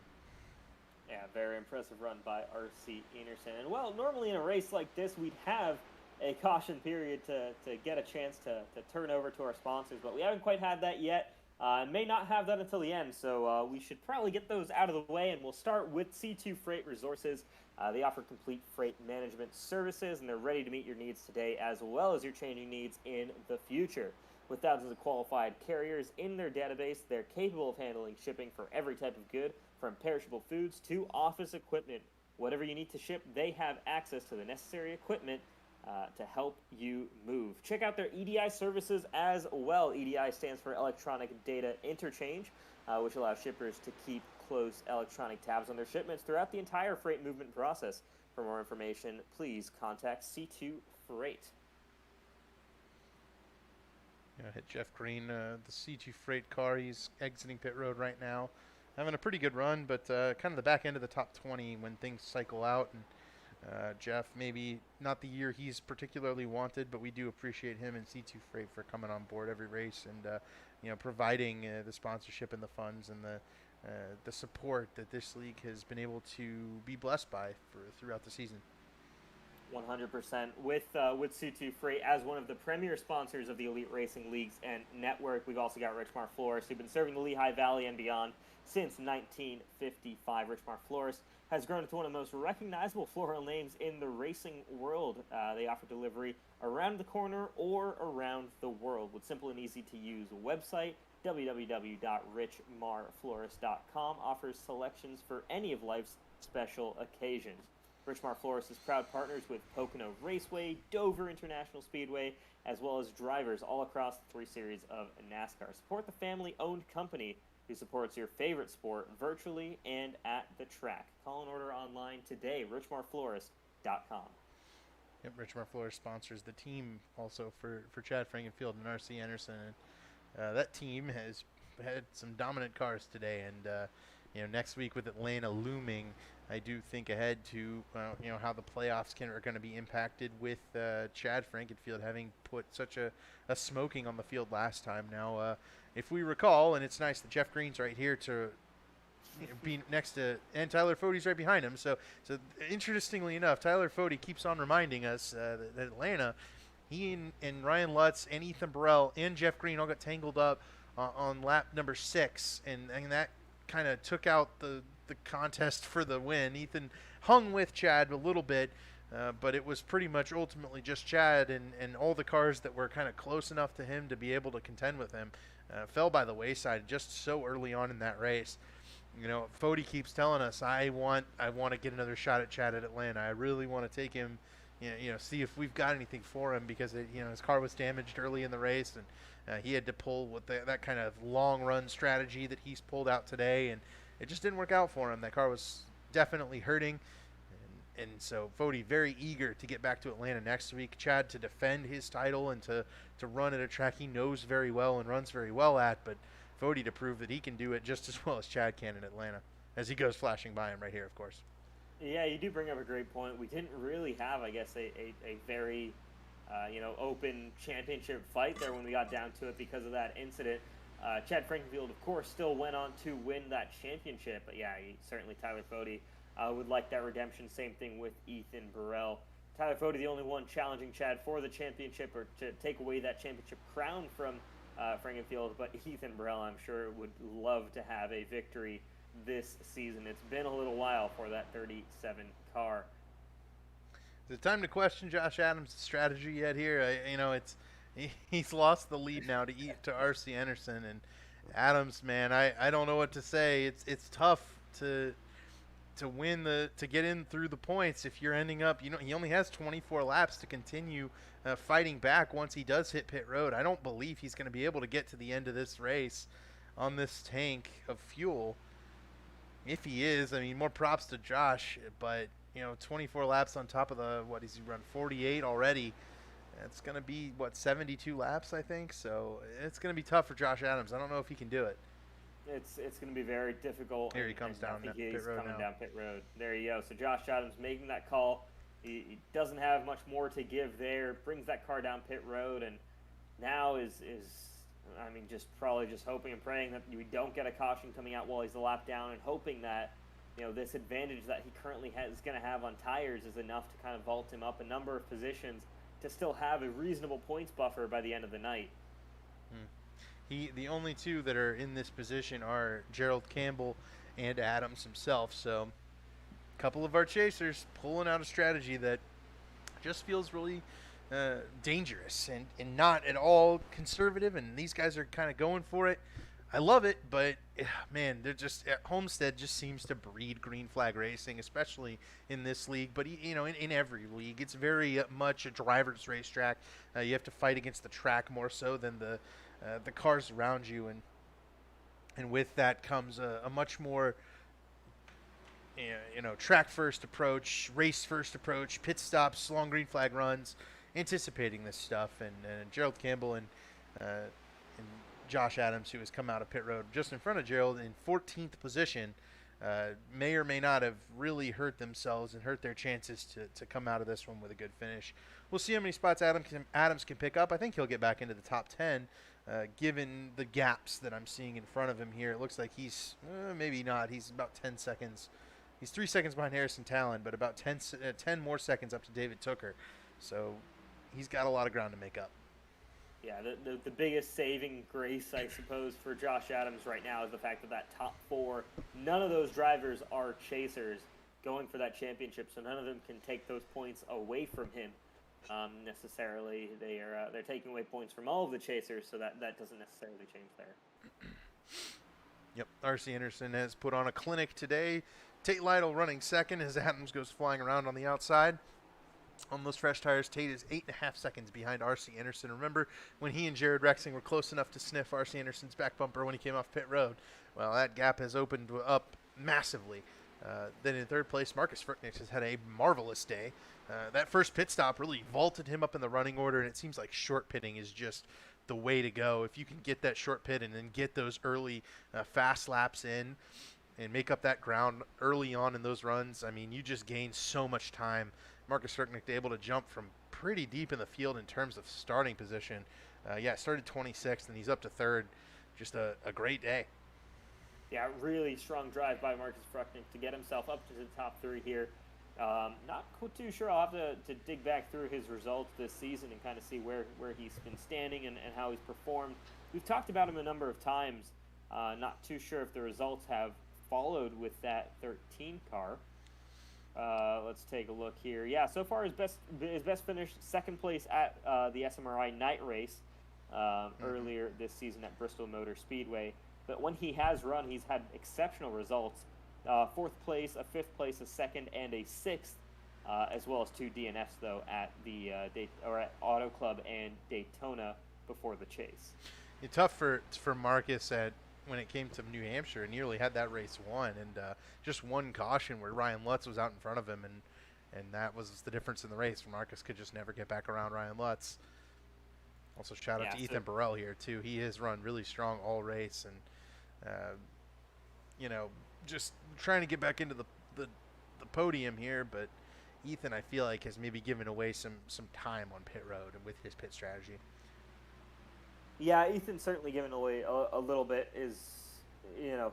This time I think beating R.C. Anderson to pit road certainly helped. But, as he sits, 4th place, that's probably close to what the pace is on that 37 car. You look at Tate Lytle, who I think has maybe been the slightly stronger of the 2 Pro Edge cars up here inside the top 5.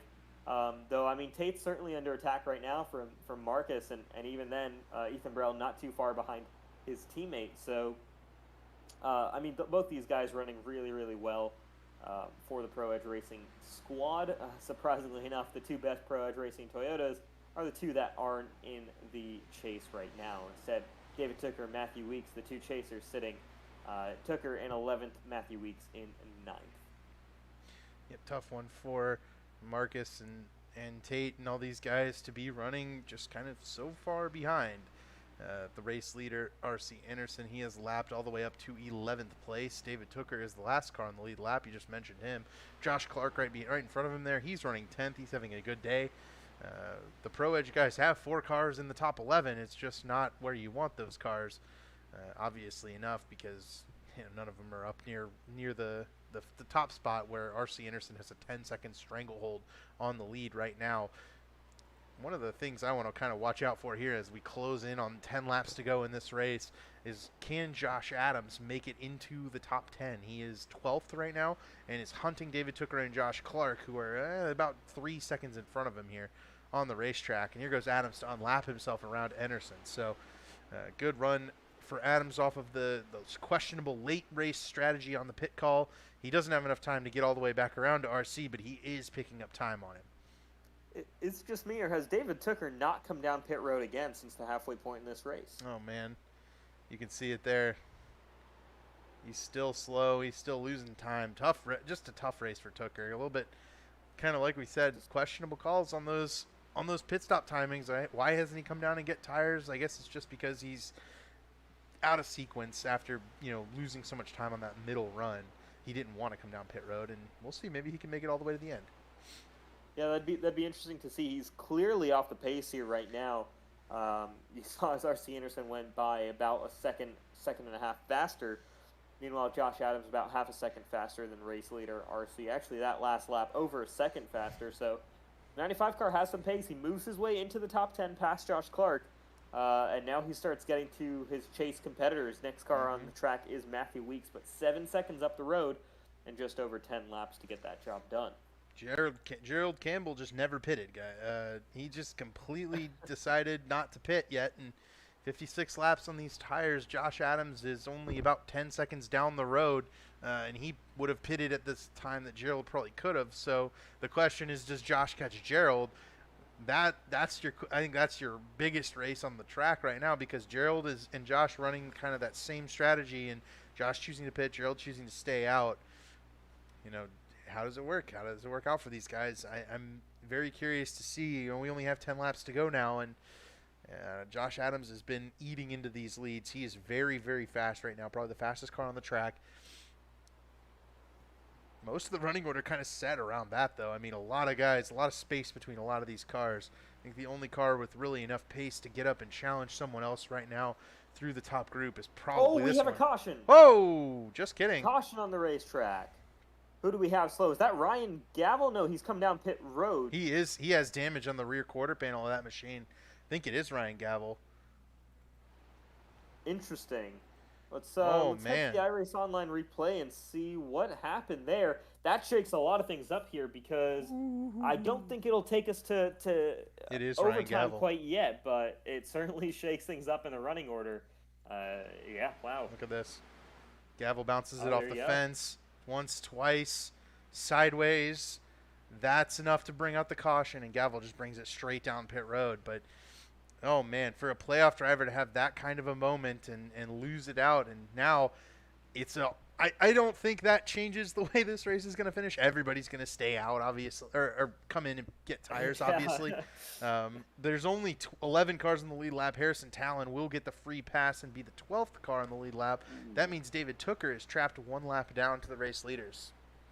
Yeah, interesting there. So, yeah, that's a tough blow for David Tooker to be that next car down. Not able to get that free pass with Harrison Talon getting that position. So, really tough break there for the 19 car who stayed out on that brutal 61-lap run.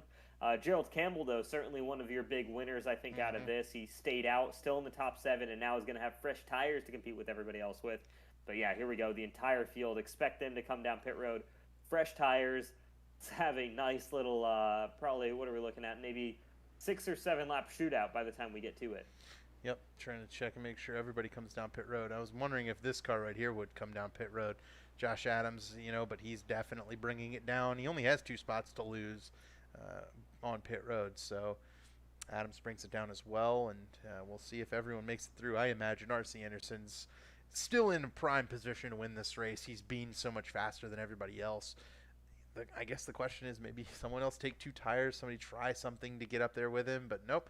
RC's going to be the first one off pit road, and that kind of closes the drama. The way the leader gets restarts in this league is just so overpowered that I don't think anybody's going to be able to challenge the leader when this leader is as fast as R.C. Anderson is. I mean, these guys are going to have to really go hard. Yeah, the lead may not be in question, but what could be in question is our chase order after this race, because that's going to shake things up. Look at, Harrison Talon hasn't pitted yet. He is the free pass car, so I believe he'll come down next time. But, Tyler Fody right now sits atop all the chasers, then Jared Rexing, then Gerald Campbell, Chad Frankenfield, Matthew Weeks, Josh Adams, rounding out the top 10. So, that order is still there, but these guys are now all close together on the racetrack. And remember, every position matters here. These guys are going to be aggressive in kind of this back end of the top 10, so look out for that. The likes, again, this top 4, they don't have a ton to worry about. There's nothing on the line. They'll go for it. They'll have fun. They'll run for the race win. I don't know if anyone will challenge R.C. Anderson, but the real stakes go from 5th to 10th position here. Yep, you're absolutely right. I want to give a quick shout-out to Caleb Thompson, who is running 14th and has had a quiet but effective and solid day, running really well over there at Personet. I think he's Personet Riggs Esports PRC. Might be wrong on that. But he's had a really strong day, and great run for Caleb Thompson. And the one beneficiary of that caution was going to be Hank Steinmiller. He's going to get, I believe, both of his laps back out of all that. He's going to take the wave around here, and that is a really big break for Hank Steinmiller. He might go a lap down in the 5 laps that it takes with those 57-lap-old tires, but Hank will get that lead lap finish, and that – I think he's leading the series in most laps completed. So if he can manage that, that would certainly be something. Yeah, it's been an impressive run for Hank this season as a whole. I think it just hasn't quite come together. Barring a couple of races, I think where he had some pretty solid results, and then obviously that win at Darlington. So we're running lap 128. I think we'll take over to 129 here. Yep, I think this will be 1 to go. And we'll get them 2 by 2. There we go. So this is where things stand. So RC, he has that kind of lead position. on the restart, should have a clean advantage getting away. The question now is, can Marcus Frucknick take advantage of Tate Lytle starting on that outside lane? Can Jared Rexing kind of roll forward on that inside? So how well is that inside going to get going here? What can the chasers do on the inside versus what guys are doing on the outside? And, excuse me, Jared Rexing actually going to be starting on the outside here with Tyler Fody on the inside. Yep, this restart could wad them all up here, and that would really shake up the chase field, like you said. If anything, these guys just need to bring it home in one piece. Does Tate Lytle have anything for R.C. Anderson? We're about to find out. My hedge says no, but we'll have to see if the 56 and 13 can get something going on the top lane. Yeah, Tate Lytle's had a quiet race so far, and that's just because he's kind of sat between the rest of the field and RC. I think if we didn't have R.C. Anderson in this race, we'd be talking about the Tate Lytle domination here tonight, but that isn't quite the case, and possibly for the last time here, the pace car is off. We're going to head to 5 laps to go in this race as R.C. Anderson brings the field to the green flag. It's Tate Lytle on the outside with teammate Ethan Burrell looking inside on that bottom lane. On these restarts, I think the bottom is probably going to be the place you want to be, and it is. Ethan Burrell clears teammate Tate Lytle on the top lane, and look at Tyler Fody. He's kind of sneaking through on that bottom, trying to take a look and see. Caution again. By the 56. We have a caution flag out on the racetrack, though. Is it Ryan Gavel again? He's slow on the track. It is. It is, and that is much more damage, I think. I think there was another incident. Looks like Rusty Capel involved. Don't think Brent Jones was involved in that one. Let's go back and take a look at what happened here. This was, I think, on the Josh Personet's the other car involved in this one. I think it was coming to the green, entering turn 1. Some guys maybe checking up that weren't expected here. Yeah, Hank Steinmiller's on very old tires too. I'm not entirely sure. Michael Goodman just gets caught up, nowhere to go. I'm not sure why Rusty's slowing up that much. I mean, Rusty was on 27-lap-old tires. Hank Steinmiller's on 60-lap tires. Yeah, I think just generally a lack of trust in the cars heading into the corner. Maybe Hank had a little bit more trust in that 63 than Rusty Capel had in the number 9, and that kind of stack up occurs, bringing out the third caution of the night, but bringing us into now NASCAR overtime. Yep, so we'll have our one green, white checkered here, and let's see what Hank saw. Fern went to the outside of Capel, and I think Capel maybe saw that and backed out of it right in front of Hank. Nowhere for Hank to go, and once he's underneath him, I mean, I couldn't possibly put that on the 63 there. I mean, the car in front of him just slowed up. Yeah, it doesn't quite look like it. I think a pocket also appeared below the 9 car, and I think Hank went for it, but that pocket kind of disappeared after the nose of the 63 was already there. So, yeah, tricky to really put that on Hank Steinmiller there. Not sure if I'd put that on Rusty Capel either. That might have been a racing incident. Yeah. We're about to go and grab the onboard with Michael Goodman. I'm curious to see what this looks like here. Yep, let's go back to it, and Michael Goodman just absolutely nowhere to go. All of a sudden, a car around in front of him, and oh man. Yeah, hard hit to the nose there for Goodman. Was running fairly solid. I think he was inside the top 20 when that incident happened. Right now sits 22nd on pit road, getting that damage repaired. Tough break for Michael Goodman. He's run into those things all year long. It seems like just nowhere to go pretty constantly, and you hate to see it because when those guys don't have anything go wrong, you tend to move up into the top 10 and the top 15. I think one of the guys who's got that going for him right now today, Harrison Talent, up here in 12th spot. Nothing's gone wrong today. No cars landing on top of him. Actually, I think a car landed on top of Ethan Burrell there last week, but no cars flipping on the inside wall right in front of him, and everything going well. I think actually last week he got bounced off of with Hank Steinmiller exiting turn 2, and none of that. Just a strong run, P12, great run. Yeah, really solid run for Harrison Talent. Same thing with Josh Clark right now in that 10th position. Not one of our chasers anymore, but never count out that 28 car. Always in for a very solid result. Once again, looks like he might be able to nab a top 10 to end this night, but David Tooker back on the lead lap. This second caution kind of allowing him to reset back to 13th position. So he might be able to gain a couple of spots, grab some points here. It'll really depend on how this restart plays out. I think we're coming to one to go here, but Either we're going to get all 2 laps of these, of this NASCAR overtime, or the next flag is going to call it. So whenever we get a caution next, which could very well be just exiting turn 2, that could be the end of this race. Yeah, Ethan Burrell's really got to jump as much as, honestly, even if he gets a penalty for it, Ethan needs to jump this restart and try to get as close as he can to RC Anderson, because RC hasn't dealt with any pressure entering turn 1 all race long. If you can even apply a little bit of pressure to RC Anderson, I think that could be the break that you need to get in there and win this race. But it's going to take a Herculean effort from somebody getting a really good jump on the guy who gets to make the jump. So can anyone do it? Ethan Burrell, Tate Lytle, they're in good position to maybe make it work. I wouldn't count out Tyler Fode just yet either. We've seen him come from behind to win many a race in the Elite Racing League. So this thing is maybe far from over, but of course you still feel like it's RC Anderson's race to lose.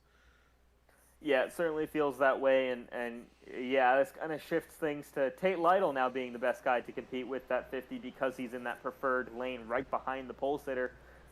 Ethan Burrell kind of has to look to his left and react to the start of the 50 rather than kind of maybe being a little bit closer to getting the getting on the pedal when RC does. But here we go, the final restart now for sure of this race here, the FMX 200 at Homestead Miami Speedway. RC Anderson is going to hit the loud pedal, and we're going to get underway for NASCAR overtime. A good restart for him, not quite able to compete for Ethan Burrell, and he's got his teammate Tate Lytle on the inside line. Tate's going to get there, and he's going to hug the bottom lane. Ethan Burrell now has to go up high. Marcus Frucknicht as well might slide on by, and the battle really that we're looking for is between Tyler Fode and Jerry Rexing as the caution is out and the race is over. Tough break for those guys, and I think with that, Frucknicht is going to be third. Burrell is going to be fourth with that. So I'm looking for someone slow on track. I'm not seeing anybody. I'd look at Alec Colin. Balvans. I was going to say, look at Tyler Dixon and Colin Fern. I believe that is where the incident was. I see some damage on those cars and saw them running a little bit slow when that caution came out. So we could potentially take a look and see here. Harrison Talon actually has damage, so it might have been him as well.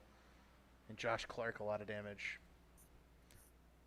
I think everyone maybe drove it over their heads into turn 1 a little bit there and caused a big stack up. Let's check it out. So we got some chasers around this group, and here we go. Let's see. Oh, Clark just overcorrected ever so slightly, and he had it saved. Oh, man. Big wreck behind. Brent Jones gets caught up in it. Yep, Harrison Talon, Brent Jones. You see, I think Dixon, yeah. Tyler Dixon, Colin Fern. How did we get no chasers and all that? My goodness. Another quick backup here. We'll try to get it from a different point of view. I don't know if anybody's noticed, but there are no overhead shots at Homestead. It's kind of annoying. Let's watch from Brent's perspective here, kind of the more middle of this wreck. Fern bounces off of Clark. Brent goes down, but they're spinning in front of him. Nowhere to go. Goodman's going to hit the wall hard. Ooh. A tough break for a lot of those guys who had every opportunity to run well in this race that we covered. And I think everyone's coming around to make sure they're finished. Yep, so we'll get the finishing order here as we officially call the race. It will be RC Anderson over Tate Lytle. Over Marcus Frucknicht. Tyler Fode is the top of your chasers. Again, he's already locked into the next round with Jared Rexing then. Gerald Campbell, Matthew Weeks, Chad Frankenfield, Josh Adams, David Tooker. So from fourth on back, we've got all chasers right there getting valuable points, but the top 3, all non-chasers. We're missing Ethan Burrell there. I don't know if what might have happened, but he definitely finished up in the top group unless he got a penalty. Yeah, that is very interesting because as the race finishes, well, Ethan Burrell is still being shot. Yeah, so it might be a timing and scoring issue as Ethan Burrell still sits there, amongst the rest of these guys. But yeah, timing and scoring shows him down in 21st. I believe he's still your 3rd or 4th place finisher here. Oh, you know what? These guys are doing a semi-mock run to the end here, so we'll go ahead and watch it. See if Tate Lytle can take out Ethan Burrell. Oh, and Anderson turns Lytle. They save it. Anderson's going to win the semi-finish to the race anyway. Okay, Lytle, Marcus Frucknick spin around behind, and Tyler Fody then follows RC to the line. Oh, just kidding. Tyler Fody won. No, I love that. I love the ability for iRacing to allow for maybe one final lap restart to actually what would have happened. These guys are all really close and good buddies, and definitely wanted to throw something together for us there. So an entertaining, pseudo finish, if you will, and it allows for a race that was absolutely decimated by R.C. Anderson. Oh my goodness, 108 of 134 laps led, and there were people not even within 10 seconds of him there at the end of the race. So what a finish for R.C. Anderson. Yeah, an incredible run there for RC, and as he finishes up his celebrations, we'll see if we can. We'll see if we can grab. I'll see if I can get him in here to join us in the broadcast booth. And we should be joined by race winner once again in dominant fashion, RC Anderson. RC, you got a copy? Yep, I do. RC, man, congratulations! 108 laps led here tonight. Pole position to the victory. Fun little stat there for you is this season, every time you've gotten the pole position, you've gone on to win the race, and you've done so here for the third time. Talk us through, not just tonight, but also the past couple of weeks leading up to tonight, what you kind of came in here thinking to return to the Elite Racing Leagues after your adventures at the Indianapolis Motor Speedway over the course of the month of May. Yeah, it's been super fun. I mean, we were I was in Indy for a month and just so busy with everything as far as media and then on track stuff that I just was never able to find anybody with a rig to be able to come race. So basically took a month off. But man, getting back in here and practice, I did like 30 minutes practice. Everything felt alien. Like you're sitting in a different position than the Indy car, and just everything feels weird and strange. I didn't know how well I was gonna do. Practice didn't really go so hot, but I put it together for qualifying, and it just kind of came back really quick.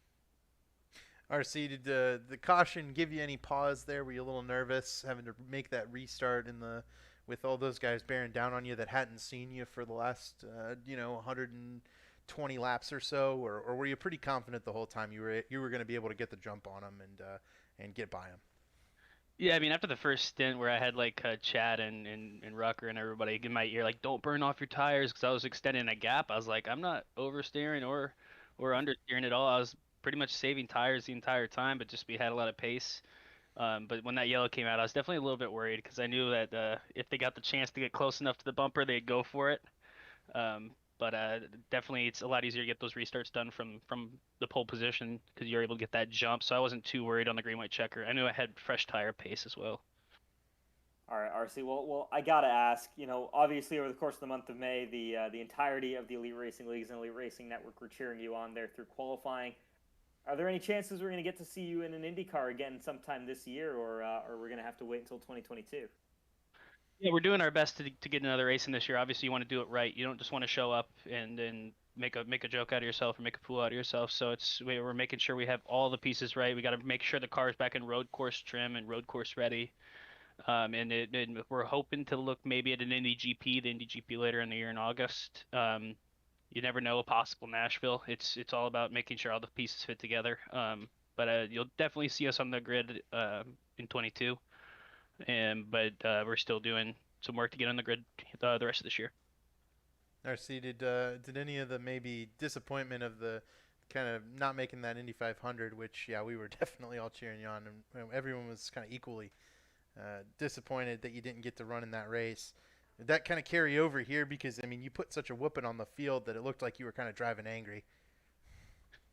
Yeah, I mean, of course it was disappointing. I mean, we were on like 99% of people's lists as one of the bumped cars. So, I mean, the bar was set very low for us. So we were the only thing we could have done is gone up. We couldn't really go any further down than what it was. But that car was brand new in boxes 38 days before qualifying. So the fact that thing was put together in 38 days and doing 227 averages is pretty ridiculous. Where most of these teams, Titan-sized teams with 5, 6 odd cars, are prepping these cars for all year. They have their Indy 500 car completely separate from any of their other cars for any of their races. So it's to try and compete with them was tough. But no, yeah, came back here. I love doing the elite stuff. I'll continue to do it as much as I can. And I'm just hoping that we get back in IndyCar. All right. Well, RC, always happy to have you back in this series. I'm sure the drivers maybe not as much of a fan, but we love you up here in the booth. Give us a couple of shout outs you want to have here on the air. Yeah, I mean, I'll shout out my team from the 500 Top Gun Racing and Bill and Stephanie Throckmorton, the team owners. They're super on getting that situation all remedied for us and for the 500. But Lucas Oil School of Racing, of course, they're on every single one of my cars for all the series here, and of course you guys up here in the booth, and Chad for putting on this league. It's the racing that we get to do when we're in between races on the real tracks, so it's fun to come out with these guys. Guys are really competitive. All right, congratulations on the win, man. Third pole, third win of the season. Every time you show up, man, every other driver has to be nervous. So congratulations again, man. Yep, thanks a lot, guys. All right, race winner there in dominant fashion, RC Anderson. Once again, congratulations to him, and we'll bring in our second place finisher then, Tate Lytle. Tate, you got a copy? Yeah, go for it. Let me turn these guys down real quick. Tate, congratulations. P2 here. I think under any other circumstances, we would have been talking to you about a dominant performance over the rest of the field here. But, some days RC just has to show up, doesn't he? Yeah, it's kind of like the Cooks that countered this last week. If Kyle Larson wasn't there, it would have been a race for the ages, and that was kind of the same thing tonight. Me and Marcus and Ethan we were pretty close there. We all had different tires, and it was going to be a good race. And then there was RC, who was probably, I don't know how far ahead of us he was, but it was probably close to 10 seconds. It was 10 seconds. Yeah, it sounds about right. Tate, did you think maybe you had anything for him there if that race had gone green? We saw you guys, giving us a little pseudo finish there at the end, but it just seems like the leader has such a big advantage that it's difficult for you to be able to do anything from second or third. I mean, I was able to make passes all night. I just think RC was he was just on another level. I think that's kind of how I positioned myself to get second, is because I was racing to get second and give myself a chance if a late race caution happened, when everyone else was trying to play the strategy to get ahead of RC, and it just wasn't ever going to work out. And I short pitted there. I pitted on like lap 45 and then again on like lap 91. And it was just enough for me to get back up to second. And by the time those other guys got to me, I was able to take the air away from them and kind of use their stuff up behind me enough to where I could stay in front of them. Yeah, Tate, we talked about it in Texas after your great win there, and you come again back to Homestead Miami Speedway, finish second here. Man, you still got it. We got to get you back in here full time. I know this season didn't quite go to plan in terms of getting yourself in all the races and being able to attend, but man, oh man, these 1.5 mile tracks, you love them. It seems just like everything seems to work so well for you at these types of racetracks. What's been the secret for success for you here, and when do you think we'll see you back back on track, especially running full time? Well, I'm in Mountain Time now. I was in Pacific Time, so I should be able to make a couple more races just because it's an hour later in the day. So hopefully I'm gonna try and do full time next season, but it's internet racing, so it kind of takes a backseat to some things at certain times. But yeah, I don't know. 1.5 miles, I've always felt like I ran a little bit better on them. For a while there, I felt like I had RC and Lutz and all those guys covered, but they're kind of, RC was, I felt like I was running pretty good, and he was beating me 2, 3, 4 tenths a lap, so it was just pretty silly almost how much better he is. But that's why he had a chance at trying to qualify for the Indy 500, and I'm, in the middle of Idaho working at a golf course. It's just, he's that good, and it's honestly just an honor to, be able to race with guys like that. And yeah, I don't know, he schooled us, so good win to RC. And I wish I would have had a little bit more of a chance there on that last restart. I doubt it. I probably would have screwed it up somehow and finished 26th, but would have been nice to at least say I had a chance. And Tate, as we kind of close it out here, next week's Atlanta. Do you think kind of a similar track layout to Texas, where you did win that other race? Think you got another chance next week? I got a chance. If RC shows up, I got less of one. But I think I got a chance. It's, the way this package is, it's all about playing the strategy right and having the right tires at the right track position and having the right people behind you. And the people that you do have in front of you, having enough of a tire advantage to where you can pass them without much problem. So, I feel like I have as good a chance as anybody, but it's all just about how how the circumstances fall and when the cautions fall and who has what tires and who pitted when. And I think it'll be fun. Hopefully we have another caution-free race for the most part like we did tonight. All right, then, Tate. Well, before we let you go, I want to give you a chance to make any shout-outs here in the air. I mean, obviously Brent Wentz, days gone by. You guys seen him on my car for the last 2 years or so. So I mean, if you're sticking around long enough to listen to us talk, you love racing enough to go check out Days Gone By.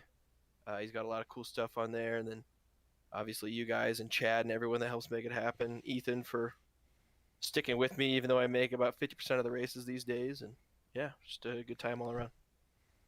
All right, congratulations again, second place finisher here, Tate Lytle. Thanks, guys. All right, and then finally that brings in our third place finisher. We'll transfer him in here. Marcus Frucknick, you got a copy? Yeah, I got you. Marcus, congratulations on the third place finish here tonight. You've been part-time all season, but man, when you show up, 13 car, what a rocket ship and what a run you put together here tonight. What can we expect to see from you in the rest of the season with 2 more races to come? And do you think we'll see you running? I know you're not chartered right now, but do you think you'll be able to get your hands on a charter and run full-time next year? Yeah, that's what I'm hoping for. This whole season was just kind of rough at the beginning of like working on actual race cars and stuff like that. So it's kind of rough during midweek, but hopefully as the season gets going, as long as everything in real life goes normal, I'd like to run more and more. And then, yeah, I don't know. I'm just trying to show up as much as possible. I'd like to have a charter and run full time, but like I said, sometimes the schedule just doesn't play in hands with my schedule. So I do what I can and just run, have fun, and go for wins. Marcus, take us through that first pit stop, because that's where it seemed like you gained most of your track position. Were you kind of planning on pitting early and short pitting the field there, or was that kind of a reaction to your teammate Ryan Gavel having those early tire issues? We were in Discord with Gavel when he was saying how he melted down. He had pit early and told me what his tire wear was at. But I mean, I had kind of planned on shooting I wanted to go a little longer, to be honest. I wanted to go to almost like 50 to 55, but I noticed once I forgot who I was behind, but wherever I was, I just kind of stalled out, couldn't go anywhere. So I figured maybe try to short pit, get a little track position, and go from there. I mean, would have been a hell of a win or would have been a hell of a fight for the battle if RC wasn't in the race, if we didn't get that late race yellow either between Ethan, Tate, and Fody and everybody. But all in all, it was a fun race. All right, well, Marcus, before we let you go here, I want to give you a chance to make any shout-outs here on the air. I just got to thank Lake Norman Motorsports, Ryan Lutz with Ryan Lutz Designs, and Sean Waddell Communications, the Northeast radio guy up here. All right. Once again, congratulations, third place finisher, Marcus Frucknick. Thanks, guys. Thanks, Marcus. All right, so that then has been the FMX 200 here at Homestead Miami Speedway. A reminder that FMX is the leading provider of facilities and maintenance management solutions that help organizations accelerate operational excellence. Their CMMS software enables you to streamline processes, increase asset productivity, and turn actionable insights into meaningful results. Please go check them out at gofmx.com. They've been a great sponsor here with the Elite Racing Leagues and the Elite Racing Network. And I mean, what a race tonight here, a different one from what we've seen the past couple of weeks. But give us some closing thoughts here, David. Yeah, I think this was a much more tame race than we've seen the last couple of races. You know, New Hampshire and Talladega delivered mightily. This race, a little bit of I don't want to say a letdown, but just a more traditional race, and especially with this Cup Series package, it's just so difficult to pass. Like these guys were talking about, and the air it dirties up. It's very difficult to run up on and then around somebody. Now, we'll have to see if these guys are able to make a race of it at Atlanta. You know, it's a similar package, similar track. So the tires are going to wear. There's going to be short pitting. There's going to be pit stops, and it's clear to me that short pitting is the way to go. After watching these races and race after race play out, if the guys who short pit like Marcus did, picking up all that track position early in a race, no one can get back around you once the tires wear. So you might as well get as much track position as you can. I just feel like if you're behind someone like RC Anderson, you've got to undercut him by enough that you can wind up forcing him into a mistake. And so, Atlanta's a different track. Atlanta's a different beast. And we'll see what these guys can do. It seems like, the playoff picture is going to be real similar to what it was. I think one thing we actually never mentioned was that Chuck Sweeting did not show up today. So he'll be in a must-win situation next week. So will Ryan Gavel. Other than that, I think everyone can point their way into the Final Four. So it's going to be a battle.